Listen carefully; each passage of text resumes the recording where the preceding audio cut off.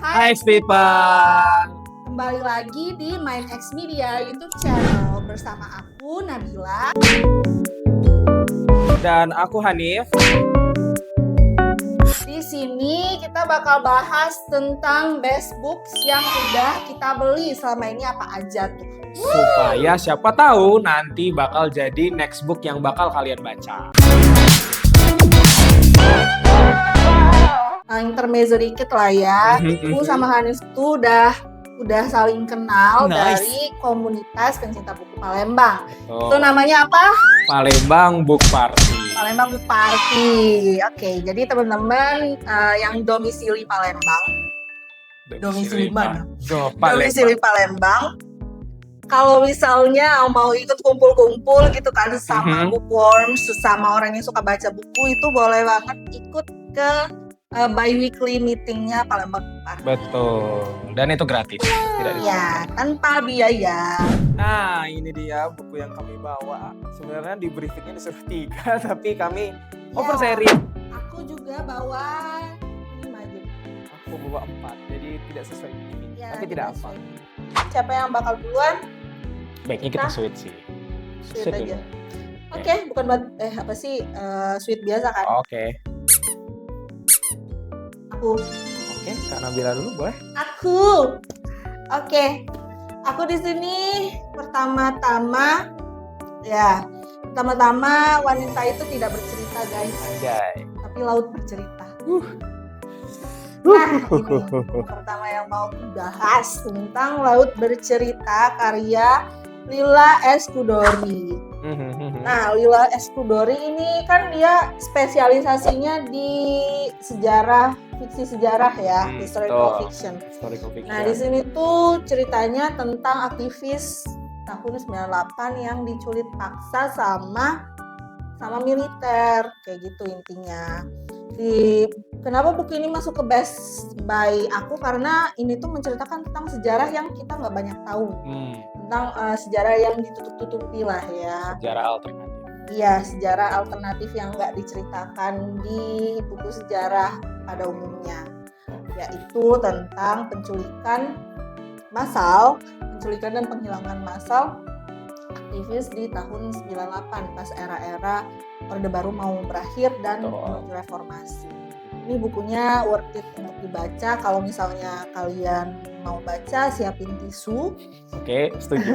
Siapin tisu, siapin mental. Betul, setuju sekali. Next. Boleh? Next. Oh, kan ganti-ganti kita. Oke. Yang recent banget itu sebenarnya aku punya seperangkat tetralogi Prabudu, cuman aku bawa yang anak semua bangsa. Kenapa ini jadi best buy aku tahun ini? Itu karena tahun ini adalah tahun sahabat Pramudia Anantatur gitu. Jadi memperingati 100 tahun beliau. 100 tahun. Jadi dicetak ulang, dan karena menurut aku ya ada pesan tersembunyi dari buku ini kenapa dicetak biru-biru seperti ini. Jadi aku beli meskipun banyak orang yang kayaknya terlalu simple. Iya, aku salah satu orang tersebut yang menurut aku desainnya tuh terlalu kayak buku pelajaran. Betul, karena emang simple banget, biru terus penulis nama gitu. Nah, tapi aku merasa ini ada pesan-pesan tersembunyi ya, kenapa biru-biru begini dan Oke, jadi aku biru-biru yang begini-begini itu ada alasannya pasti secara terselubung. Tapi ya dari situ akhirnya aku beli seperangkat. Ya itu lumayan best buy aku tahun ini. Birupan. Oke, birupan boleh. Oke, lanjut Kak Nabila. Lanjut guys, kita ke bukunya Madeline Miller. Aku bawa 2. Aku suka banget sama Madeline Miller. Jadi di sini aku bawa 2, The Song of Achilles sama Circe. Yang pertama itu The Song of Achilles, dia rilis duluan tahun 2012. Kalau Circe rilisnya 2018. Nah, kenapa aku suka sama Madeline Miller? Karena aku suka sama mitologi Yunani secara umum gitu ya. Karena aku juga pas masih kecil suka baca Percy Jackson. Dan itu ceritanya kan tentang mitologi Yunani. Nah, ini juga The Song of Achilles ini kan ceritanya tentang pahlawan Yunani gitulah ya, pahlawan di mitologi Yunani yang namanya Achilles. Terus ngeritain tentang chronicle kehidupannya Achilles, dia ditemenin sama siapa aja, comrades dia siapa aja, termasuk salah satu yang paling kontroversial, yang paling sering sama dia itu namanya Patroclus. Jadi ini nyeritain tentang Achilles sama Patroclus. Kalau misalnya kalian familiar sama mitologi Yunani ya, itu kayak Hephaestion sama Alexander lah ya, Alexander the Great sama Hephaestion. Nah itu sama, menurut aku 11-12 sama Achilles sama Patroclus. Terus ini Circe ini dia lebih ke fantasi karena dia nyeritain tentang minor goddess sebenarnya, tentang dewi minor lah di mitologi Yunani. Kalau dibandingin sama mitologi Yunani yang besar-besar gitu, dewa-dewinya kan ada 3 kan yang utama tuh kayak Zeus, terus Hades, terus Poseidon. Tapi ini tuh dia tuh minor banget, goddess minor gitu, tapi nyeritain tentang efek dia gitu. Nah dia tuh sebenarnya dia nggak dianggap sebagai bagian dari Olympia, nggak dianggap sebagai Olympia si Circe underrated. ini. Iya. Jadi si Madeline ini ngasih cerita untuk sebuah nama gitu, anjay. Ngasih cerita untuk sebuah nama. Nah, si Circe ini ya dianggapnya harmless gitu ya, nggak ada potensi untuk menyakiti siapa-siapa. Terus ternyata si Circe ini bisa menyihir, literally dia seorang penyihir. Jadi dia tuh dewi penyihir gitu. Nah, dengan kekuatan dia yang penyihir itu dia jadi disingkirkan dari Olympia. Nah, selama dia di masa pengasingan itu diceritain lah di buku ini. Dewa-dewi itu takut sama si Circe ini karena dia bisa nyihir. Ya jadi dia diasingkan. Jadi kayak analogi yang cocok lah sama keadaan zaman sekarang ya. Karena dia terlalu powerful jadi disingkirkan. Semakin semakin tersingkir. Ya, begitulah.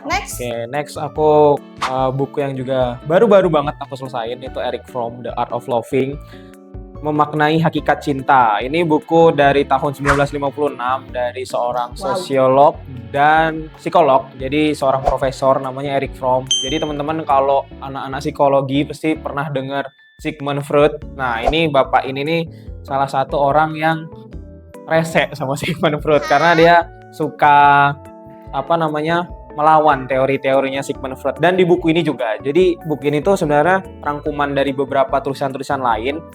Dan di sini dia menjelaskan tentang mencintai gitu.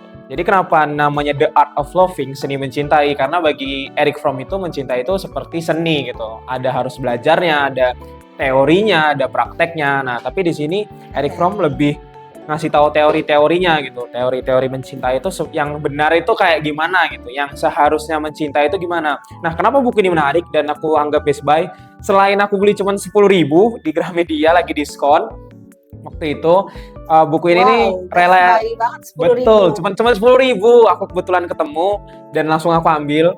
Nah, kenapa buku ini tuh sangat best banget untuk sekarang, karena dia masih relate tentang hari ini, tentang gimana tuh kalau kan ada tuh kemarin yang sempat rame yang statement ada yang ngomong selain donatur dilarang ngatur. Nah, itu di buku ini sedikit-sedikit dibahas lah, kayak bagaimana tuh sebenarnya nanti kapitalisme merusak cinta, inti mencinta itu nanti bakal rusak gara-gara kapitalisme itu. Orang bakal kerja habis-habisan, jadi nganggapnya mencinta itu kayak pekerjaan yang harus mendapatkan uang, harus ada imbalannya.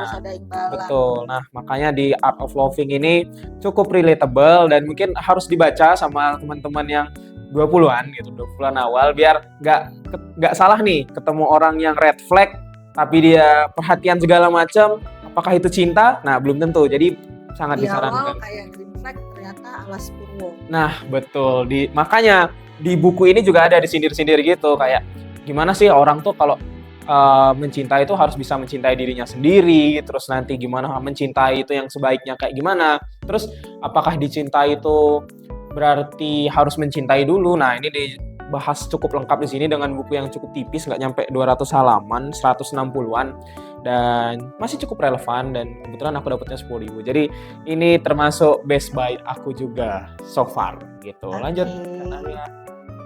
Oke. Next, save the best for the last. Jadi ini belum the last ya, ini yang next aku, Looking for Alaska by John Green. Oke, jadi sejauh ini tuh emang bacaan aku banyak yang barat-barat gitu ya guys. Tapi ya udahlah ya. Ini si John Green tuh kenapa aku suka, karena dia salah satu penulis yang bikin aku suka baca novel, apalagi yang kontemporer. Ini kan genrenya tuh kayak yang adult kontemporer gitu ya. Nah ini tuh tentang kondisi remaja, perjalanan seorang remaja gitu, dan buku ini udah lumayan lama sih, tahun 2005 pertama kali dipublishnya 2005, dan aku tuh pertama kali baca ini pas SMA kelas 10. Terus abis itu tiap tahun aku selalu baca buku ini karena nggak tahu ya kenapa baca buku ini tuh kayak bikin aku punya kontrol atas masa lalu aku sendiri gitu.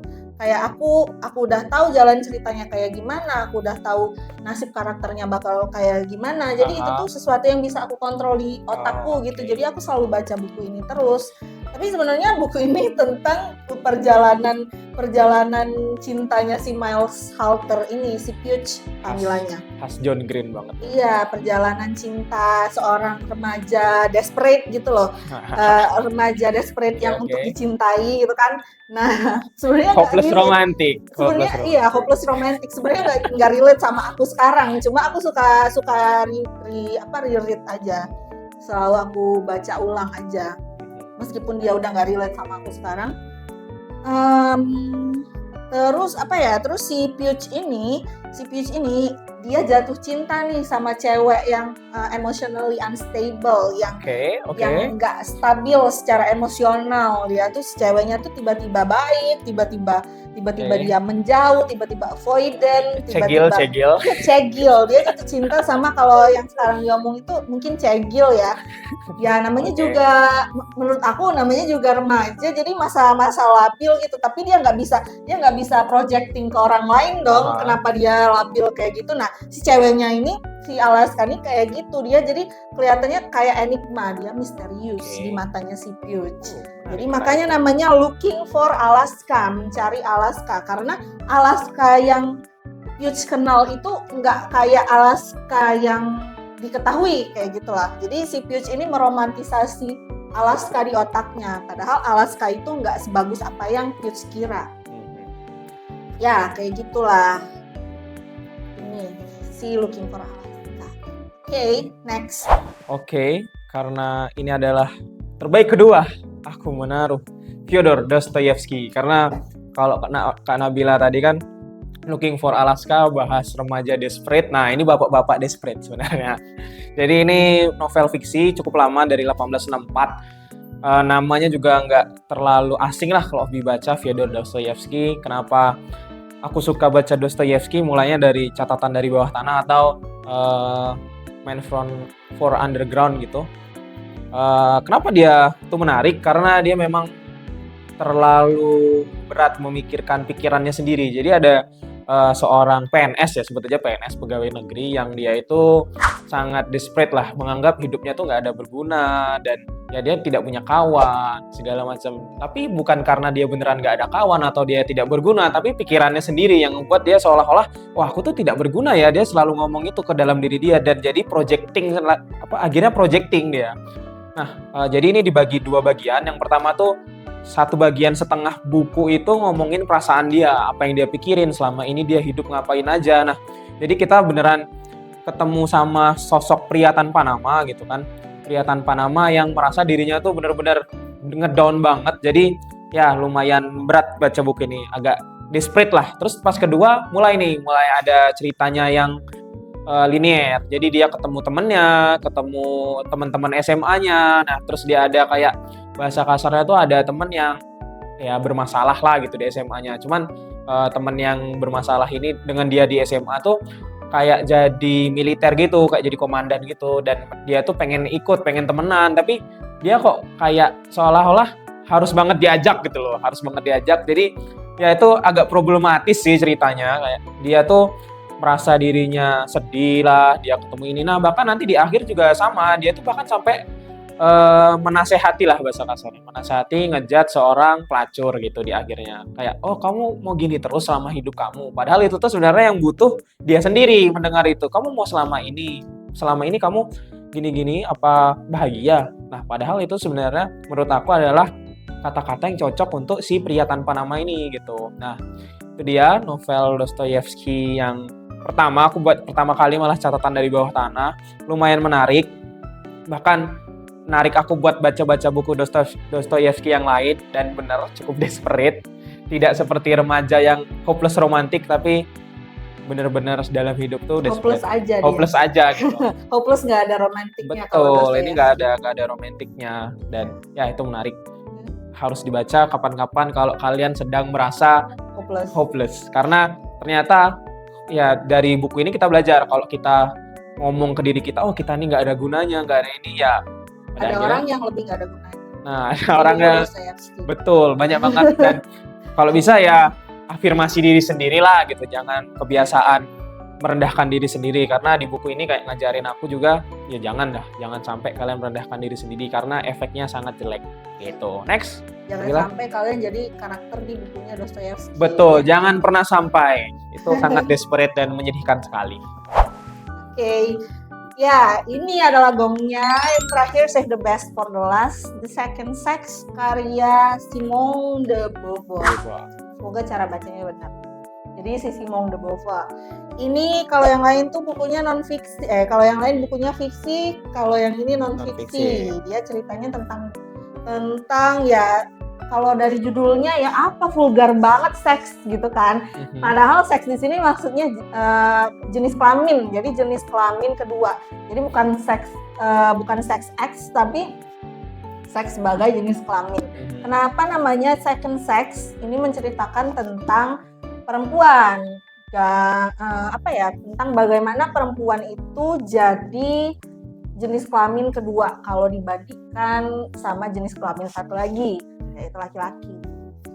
Ya, jadi di sini tuh kayak kebutuhan dia tuh menceritakan tentang bagaimana kebutuhan perempuan itu selalu dikesampingkan kalau dibandingkan kebutuhan laki-laki. Terus juga dia tuh ngebahas tentang bagaimana kalau misalnya perempuan itu dikasih kesempatan yang sama seperti laki-laki dalam hal berpikir, dalam hal bersekolah, mendapatkan pendidikan yang layak. Ini kan bukunya dia tuh di awal tahun 1900-an ya guys. Jadi sebenarnya kalau sekarang tuh dia dianggapnya second wave feminism. Ini bukunya second wave feminism, sementara kita nih sekarang udah fourth wave, udah gelombang keempat feminisme gitu.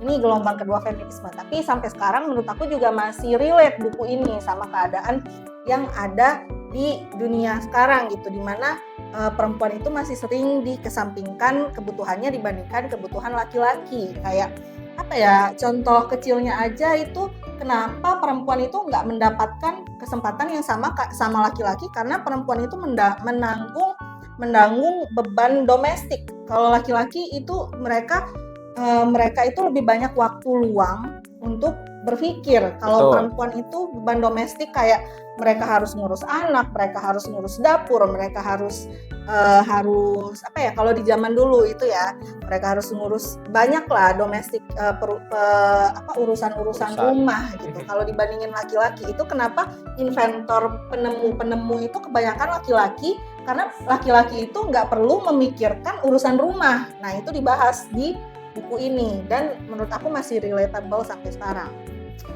Ya. Oke, itu kalau dari aku ya, gongnya ini The Second Sex.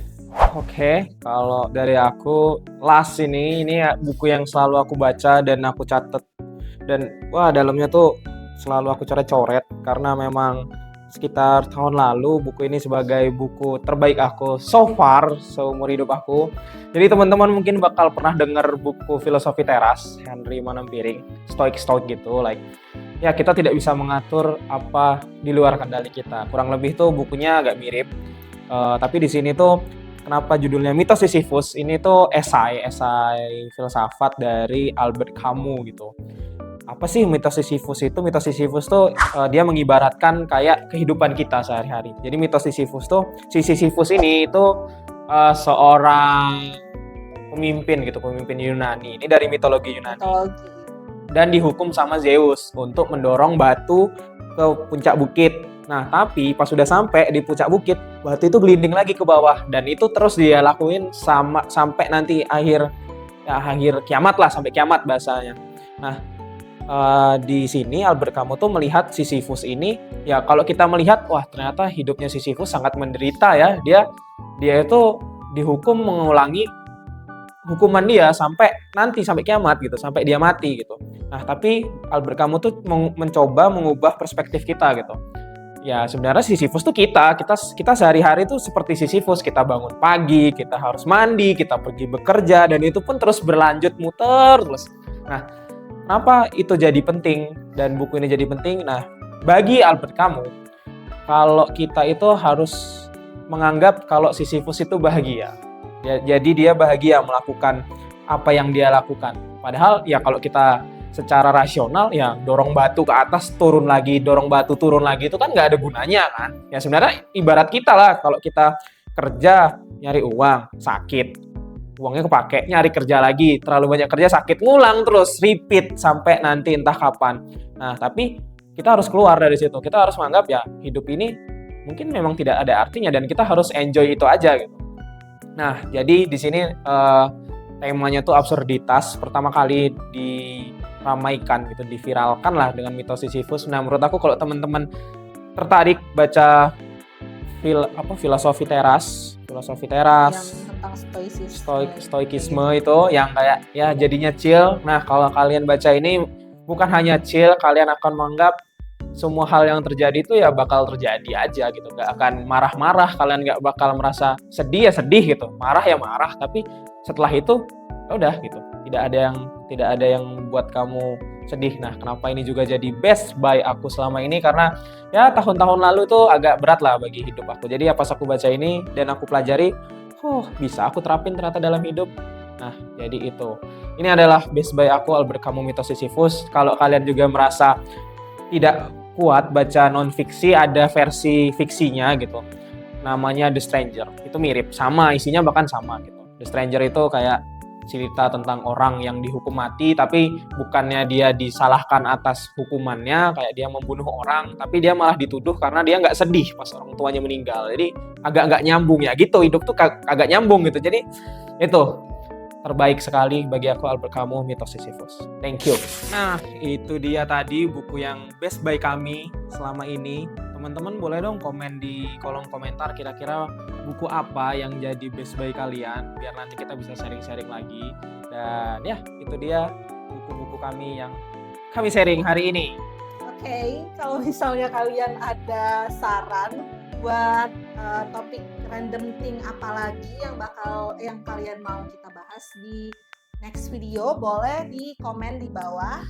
Dan see you in the next videos. Bye bye.